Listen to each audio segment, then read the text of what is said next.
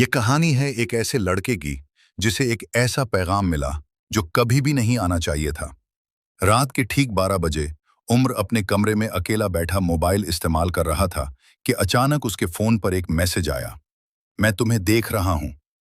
عمر چونک گیا۔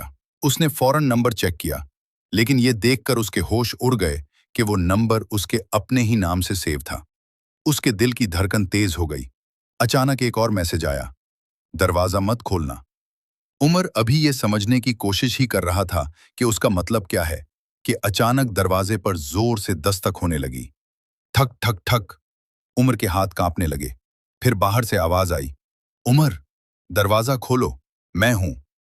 یہ آواز سن کر عمر کے جسم میں سنسنی دوڑ گئی، کیونکہ یہ آواز بالکل اس کی اپنی آواز جیسی تھی۔